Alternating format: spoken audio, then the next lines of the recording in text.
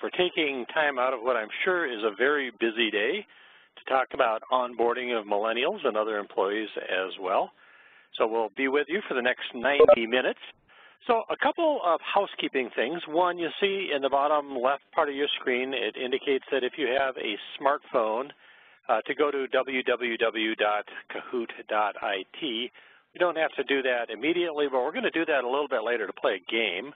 So I really would like as many people to participate as possible. If there's several people in your office, all of which are viewing the webinar, you all can participate. You could use a separate tablet or the laptop or something like that. Just don't leave your regular computer, otherwise you'll get logged off of the webinar and it'll just cause you grief. Also, I tend to talk kind of fast, but I think you can probably listen quickly. And I know that some of you have been around a long time, have a lot of experience. Others may not. Try to have some information that is relevant for everybody, not shoot too high or shoot too low. But what I will have, I think, are some good examples of things that you can consider doing to improve your onboarding program, to have a program that is best practices. So let's go ahead and start rolling here. Just going to be able to switch so our agenda, we're going to talk about why onboarding matters. I think you may know that already, but we're going to talk about a model for onboarding. This is a model or a system that you can use to apply in creating your own onboarding program, because certainly whatever program works for you may not work for somebody else. But we are going to talk about best practices and different ideas, and within the context of that, how you might use technology and gamification, which is particularly important, I think, for millennials. I don't know about you, but I have been at orientation like this sometimes. And you walk in the door, you're excited. This is a new job. You're all kind of pumped up about it. But by noontime, you can hardly stay awake because you've had talking heads at the front of the room and you've just been given a whole bunch of forms to fill out. Quite frankly, it's not particularly exciting. It's pretty boring. So we've lost people already by noon. And then the next step is, after a month, do we let our employees sink or swim? In fact, I was talking to someone I know not too long ago. She started a new job. I gave her a call. How's it going? She says, it's okay, but I'm sitting here looking at my computer. No one's really told me what to do. And I just have to kind of figure it out on my own, and it's kind of frustrating. Obviously, that isn't what we want with our onboarding program, but sometimes it happens. Sometimes we are very short-staffed. We hire somebody. We're just glad that they're on board, but we are so busy that we don't take the time to spend with them to get them started right. Well, guess what? When we don't do that well, we put ourselves at risk for losing people, particularly with millennials. And what we are seeing is it is a large, sizable, and powerful group of people who are coming into the workplace. As it indicates, by 2030, they're going to outnumber baby boomers by 22 million. In fact, I saw some statistics recently that there are more millennials in the workforce today than there are baby boomers. It is a force to be reckoned with, and if we don't deal with that, we are going to have problems. So in 2014, millennials, 36% of the workforce, but by 2020, we think that's going to be closer to 46% of the workforce. We have no choice.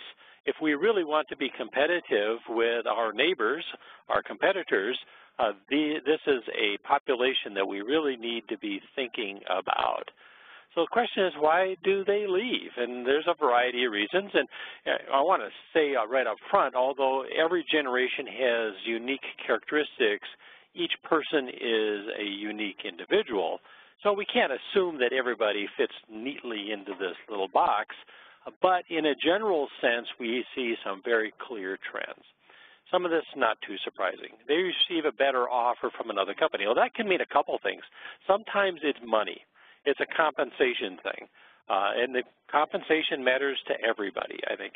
But sometimes it is willing to go to a company that has a job that is better aligned with them, has better career opportunities, better uses their skills, These are all important kinds of things.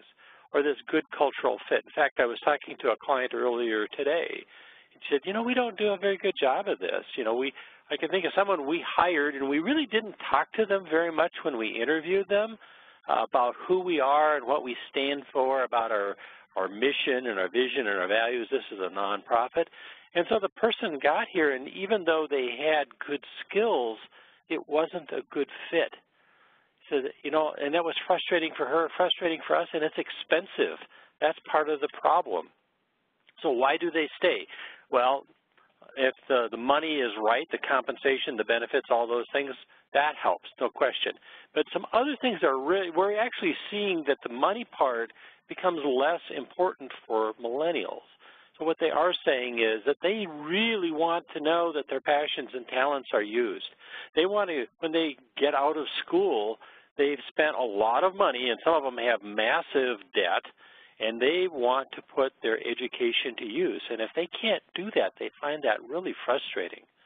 So that's a cue for us. All of these things are a clue to us about how we want to onboard people. And this connection with coworkers is important to them. Now, some people are introverts, some people are extroverts, but most people want to have some connection with the other workers that they have. And another thing that we're seeing is different. In the old days, the baby boomers said, you know, you pay me my money, I do my work, I'll go home, I'm good. That isn't necessarily true with millennials. They're saying, you know what, I want to know about your purpose. I want to know about your vision and your mission. I want to know what values you have. I want to work for a company that I can understand and know what they're all about, and know that the work that I am doing has some kind of value and purpose. So it's something more. I think they sometimes take for granted the idea that they get paid, because it's more than just the money. So asking millennials, why would you particularly apply for a job? And all of these things, I think, relate to the whole onboarding process, because it gives us an idea of what is important to them. But first of all, they want to know what you do, what you sell, what you produce. And, you know, and it really doesn't matter, I don't think, whether you make widgets or take care of patients or have some kind of social kind of thing that you do, but you need to be able to articulate it and show that it is valuable and that it's important and that makes a difference. You know, I think any company can do that. They want to know about the work culture. So if you don't tell them about that, they're going to say, well, I guess I don't know. Maybe it's not who I want to work for. Another one, I'm going to talk about this more, this idea of involvement with causes. Again, that I don't think was that big a deal in the past. But if a company is dealing with or involved with, say, environmental issues or social issues, justice kinds of things, that can make a difference for millennials. It's not that they necessarily want to be involved in it themselves, although some of them do, because you want to maybe make opportunities for people to donate or to volunteer for things, but they want to know that the company is involved with this too. The work environment is a big deal, and we're going to talk more about that as well as diversity and human resources rewards. The whole communication piece, the connection with your supervisor, bigger now than ever, and it's not going to go down, I don't think. So to retain a millennial, there's several things that are very important to them. Again, all of this reflects back on how we're going to manage our onboarding program. So they have, again, spent a lot of time and money becoming educated. They want to grow and develop. They have very high expectations many times of a career ladder and be able to grow and get promotions fairly quickly, and sometimes be a little bit needy. And this mentorship thing is really important to them. They want to have connection with their boss or their supervisor, with a mentor. We talked about cause work. They need feedback.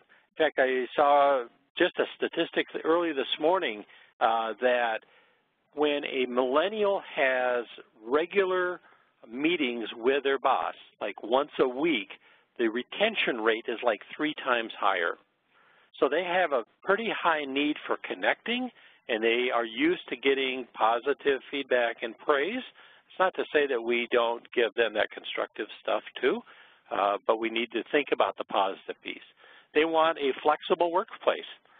Sometimes it's to be able to work from home at times, or I have a neighbor guy, he's early 20s, just took a job, and he was talking about how important it was to him with his new job that they have a big table that they tend to work around. Yeah, the cubicle too, but he really enjoys working in a team environment. Or another thing that he talked about was that they actually have a ping pong table, and it's a fairly high-stress job. So if people want to go down and play ping pong, take a quick break to kind of get re-energized, they can do that, and that's okay. Treated like partners. Millennials want to be included in the conversation, in the decisions to the extent that they can, to be participants in these things. We've already talked about communication.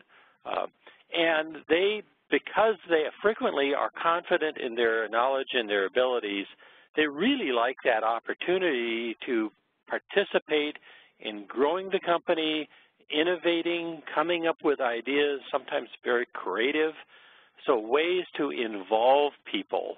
And that is somewhat different than what it used to be.